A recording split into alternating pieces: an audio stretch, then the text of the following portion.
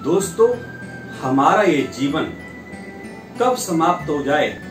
इसकी हमें कोई जानकारी नहीं, लेकिन हम सांसारिक सुखों में इतने व्याप्त हो जाते हैं, इतने लुप्त हो जाते हैं कि ईश्वर का ध्यान करना ही बंद कर देते हैं। और ईश्वर इसके लिए हमें संकेत भी देता है कि अब हमारा जीवन समाप्त होने वाला है। अब आकर के आप अपना ईश्वर का भजन करिए और संसार के कर्तव्यों के प्रति जो आपका मोह बढ़ता जा रहा है उसे कम करिए।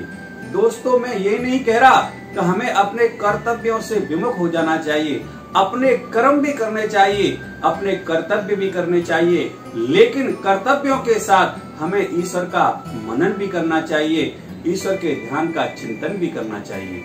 दोस्तों, जब हमारी मृत्यु का समय नजदीक आता है तो ईश्वर हमें 4 संदेश देता है कि हमारा जीवन समाप्त होने वाला है, लेकिन हम उसे पहचान नहीं पाते हैं। सबसे पहले जब हमारे बाल सफेद होते हैं तो वह भी ईश्वर का एक संकेत है कि अब तेरा समय निकट आने वाला है, ईश्वर का भजन करो। लेकिन हम उन बालों को रंगों से कलर कर लेते हैं, रंगवा देते हैं और अपनी उम्र को छिपा लेते हैं। दूसरा संकेत ईश्वर देता है, हमारी आंखों की ज्योति कम कर देता है, वह भी ईश्वर का एक संकेत है कि हमारा जीवन समाप्त होने वाला है, लेकिन हम उसे भी नजरअंदाज कर देते हैं और आंखों पे अपने चश्मा लगवा लेते हैं।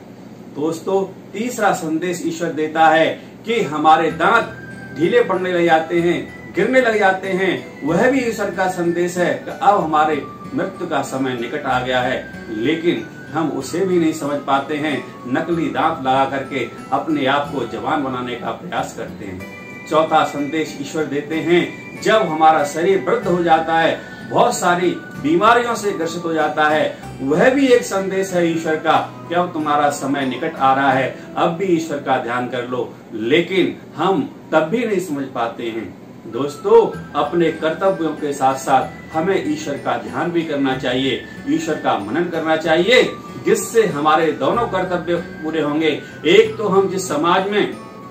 जिस परिवार के अंदर हमने जन्म लिया है, उसका भी कर्तव्य पूरा करेंगे अपने कर्मों के माध्यम से, और ईश्वर से जो हम वायदा करके आए हैं पृथ्वी लोक पर आने के लिए कि वहां जाकर हम तुम्हारा भजन करेंगे, वह वायदा भी पूरा होगा और हम ईश्वर की शरण में जाएंगे। दोस्तों, आपको हमारा यह वीडियो कैसा लगा कमेंट्स बॉक्स में अपनी राय हमें जरूर दें, और हाँ, हमसे जुड़े रहने के लिए हमारे YouTube चैनल मोटिवेटर अग्रवाल को सब्सक्राइब करना ना भूलें। जय हिंद दोस्तों।